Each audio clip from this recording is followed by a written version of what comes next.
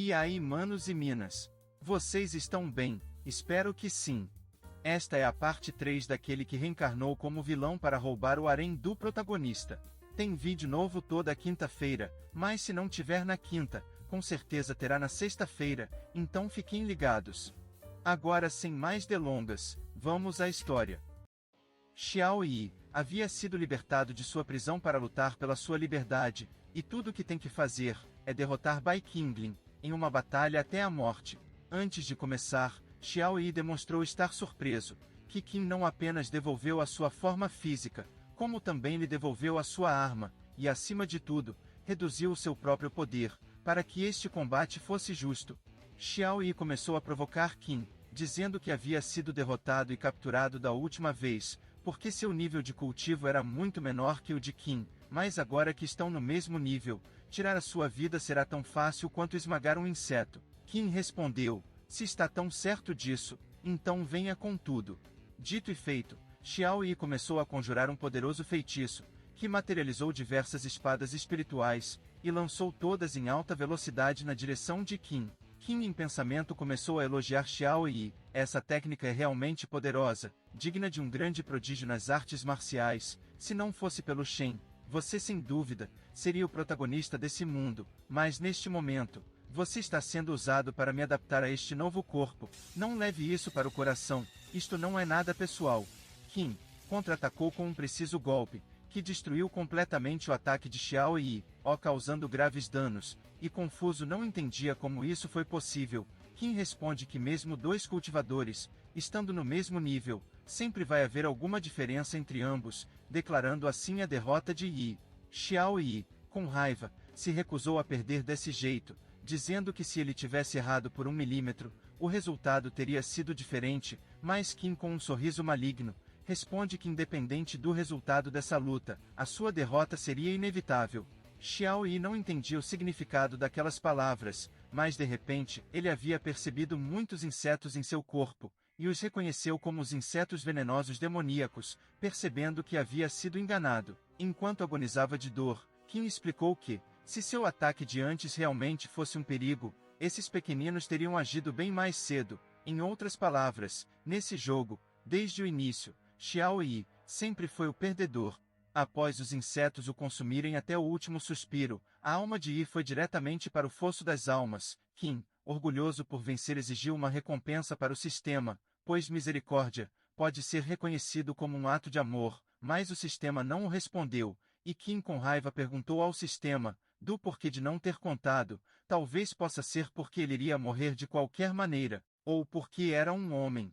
Qin, chateado, decidiu deixar isso para lá, pois o bom é que já havia removido uma das piores pedras de seu sapato, e agora só precisava esperar por mais alguns dias até Xiao Shen aparecer. Mas pensando nisso, uma ideia ocorreu na mente de Qin, e com um sorriso, se perguntava como será quando Shen descobrir sobre o Xiao Yi. À noite, no quarto do Shen, ele estava tendo um sonho, onde ele e as discípulas de Qin estavam sendo atacados pelos seus próprios colegas, enquanto tentava explicar que elas são aliadas, e que todos estamos do mesmo lado, mas todos avançaram para cima, com as lâminas em seu pescoço. Ele implorou para sua mestra o salvar, mas sem nenhuma resposta. Ele gritou o mais forte que podia, até que ele acordou, e muito ansioso, ele se perguntava se tudo tinha sido um sonho. Se acalmando, ele lembrou que já era o 6º dia, desde que Qin havia sido envenenado. Com anseio de querer tirar a sua vida, ele decidiu sair para verificar se o veneno havia funcionado. Pouco tempo depois, uma chuva intensa começou, e na entrada dos aposentos de Qin, estava Xinger, pedindo permissão para entrar, o que deixou Qin surpreso, se perguntando de qual seria o motivo da visita dela a essa hora, no meio dessa tempestade. Ele então concedeu permissão para Xinger entrar. Dentro dos aposentos de Qin, ele perguntou a ela o motivo de sua repentina visita. Xinger respondeu que estava com um pressentimento ruim, e decidiu vir para verificar se havia acontecido algo ao seu mestre. Qin, com uma expressão sombria, perguntou a Xinger se ela realmente acha que pode se sentir ameaçado por alguém como Xiao Shen, ou então por perder uma luta contra aquela mulher, ele poderia ser comparado a um deficiente?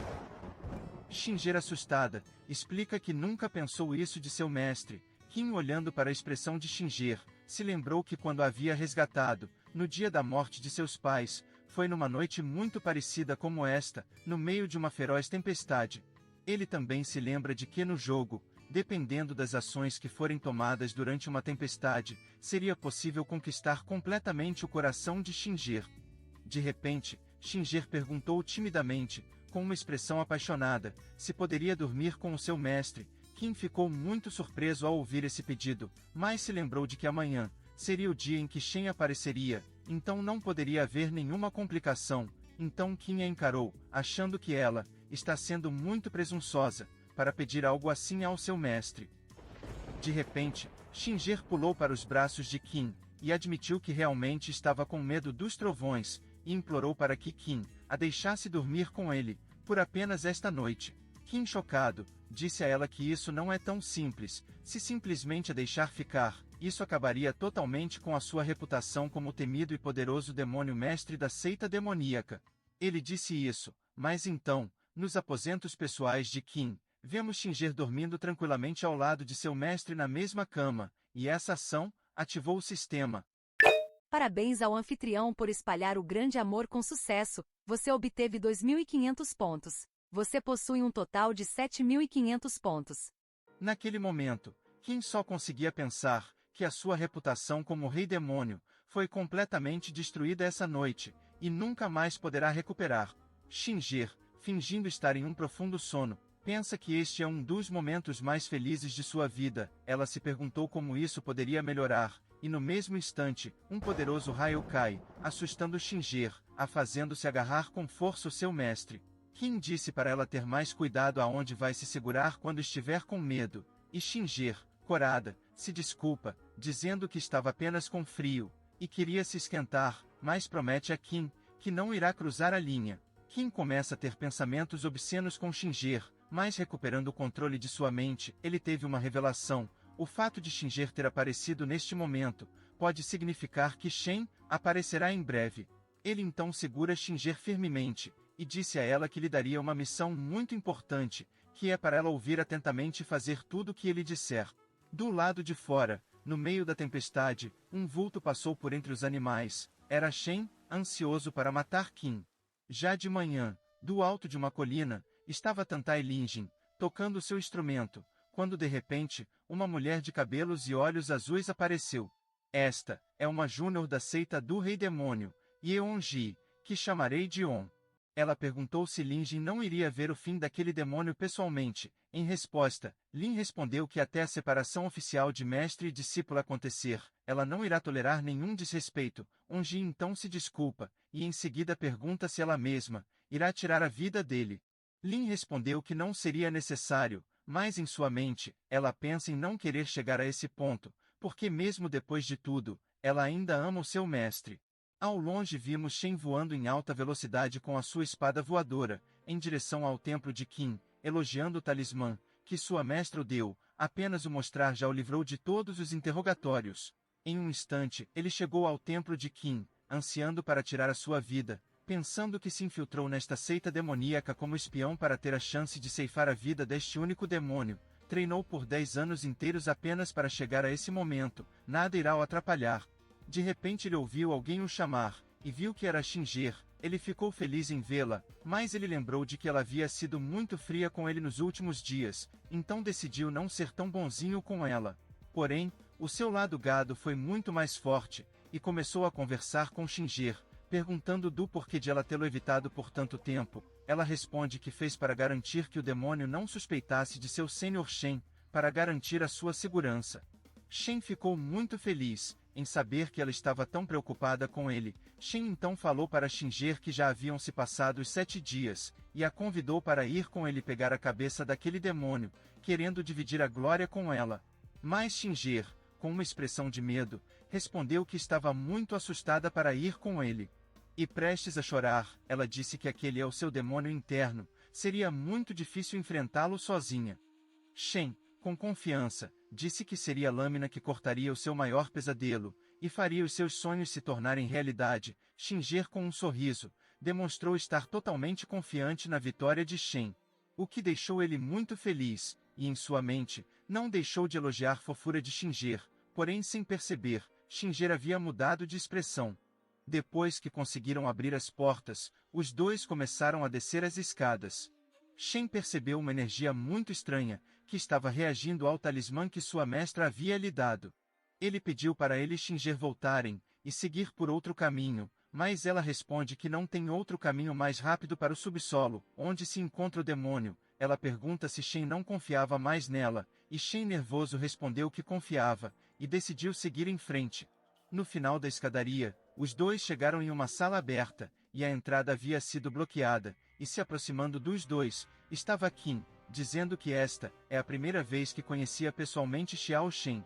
Xinger, assustada, pergunta a Shen do porquê da pílula de veneno não ter funcionado, dizendo a ele que talvez o demônio tenha recuperado os seus poderes, e tenha conseguido remover o veneno.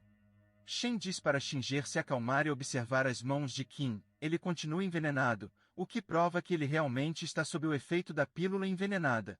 Shen começou a ficar muito mais confiante em sua vitória, pensando que sua mestra estava se preocupando demais à toa. Qin então começou a conjurar um feitiço, e Shen, sem hesitar, atacou imediatamente, não permitindo que completasse a conjuração. Qin começou a pedir para não fazer isso, mas Shen, com uma expressão sádica, respondeu que talvez haja misericórdia no submundo, que é para onde você irá. Shen desferiu o golpe fatal em Qin, e após acertar, Shen disse a ele para não se preocupar, pois eu, Xiao Shen, vou cuidar muito bem das suas discípulas, apenas morra de uma vez. Mas então, uma visão diante de Shen o deixou ao ponto do desespero. Qin havia começado a desaparecer, como se fosse uma máscara, e Xiao Shen, em choque, reconheceu aquele que estava em sua frente, sendo esse, o seu irmão mais velho, Xiao Yi. E aqui terminamos esse episódio. Deixem um like e se inscrevam. Se quiserem a continuação, coloquem nos comentários parte 4. Espero que tenham gostado. Fiquem com Deus, e até a próxima.